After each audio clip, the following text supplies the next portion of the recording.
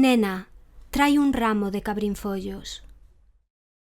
Abre a boca. Reclina a cabeza para atrás e un fío de amargor esvara pola comisura dos labios da adolescente mordendo. No medio da rúa, outra adolescente comía olivas no balcón. Termaba delas entre os dentes. A boca en equilibrio absorbía o mesmo fío embruxado e amargo. Estende a man, toca un brazo, unha nalga. En unha descarga de asombro, crepitan baixo os pés as follas outonais da infancia. Crepitan, escoita como se esfarelan, aspira a súa mortandade. Madriña, mamá, imos buscar un ramo de margaridas ao monte, un ramo moi grande para poñer na cociña. Hoxe, hai margaridas en Paderne.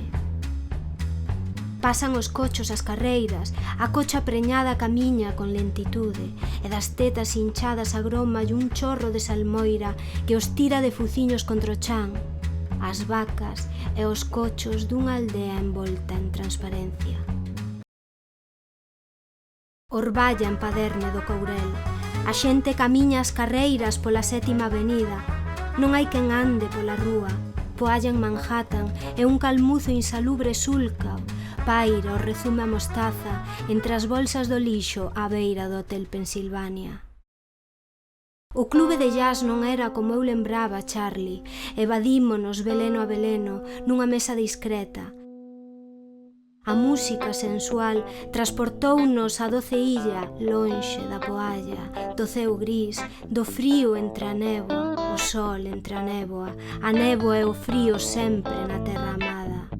Deitados na area, o mar refrescanos as pernas e os labios. Charlie, que pasou? Non lembraba así o Berlan. Hoxe os músicos tocan en Savane, no paraíso chove.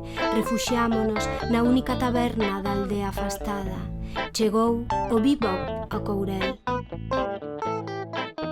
En Manhattan paira o cheiro a mostaza, xentre as presas polas corredoiras de Broadway, os músicos réndense ao perfume das roseiras salvaxes e da rosa de Bulgaria. As unllas desexan ser pétalas, o cabelo, auga, a lingua é unha tona de chocolate.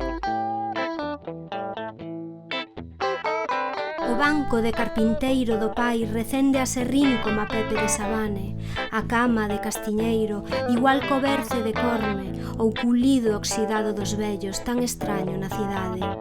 Baixa a costa, apoiado no bastón afeito a lama, e o cuspe das mans para encetar a laboura. Sobre o asfalto, alléanse o bastón e o vello. Un mes cun fillo, outro mes con outro fillo. A casa da aldea laia como unha cadela abandonada, o remorso da súa ollada xirando a cabeza mentras todos fuximos. Os autos, asubiando o seu carón, son unha ameaza de morte, ecoan no futuro como a véspera do castigo. Amor. Cando sexamos vellos, quero unha horta, un xardín e unha cama de castiñeiro. Chegou o tempo do longo alento. Un magma de desleixo abafa as mans da xente, non as do carpinteiro, nin as que escollen un ramo de cabrinfollos ou auxilian os cuartos da casa. Amor, quero que acendas a lareira para mirarte.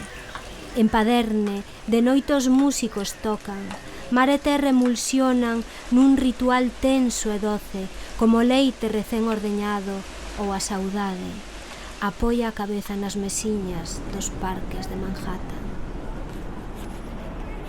Nena, non abras así a boca para comer oliva, mantén as formas que o fío de amargor escorrega polo queixo. Nena, ese fío de amargor precipita o tempo. Extende a man, asombrada na cociña sen ramo.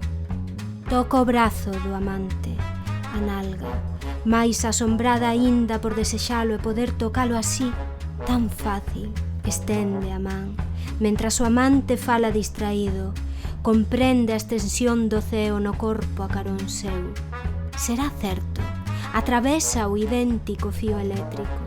Quen saiba do misterio que fale, pois non é un fío amargo Quen auspicia o amor correspondido? Nena, traime un ramo de cabrinfollos para poñer na cociña, un ramo moi grande, e pídelle ao teu amante que a cama do voso cuarto sexa dun castiñeiro labrado por Pepe de Sabane no banco de carpinteiro, mentras os músicos tocan, te invita a bailar e che fala de amor, sodes noivos bailando no ceo, conmovidos pola exatitude, tomou do brazo, acaricia a boca, desconcertados pola extensión do amor correspondido. Nena, non é certo que aquí sempre sexa xaneiro.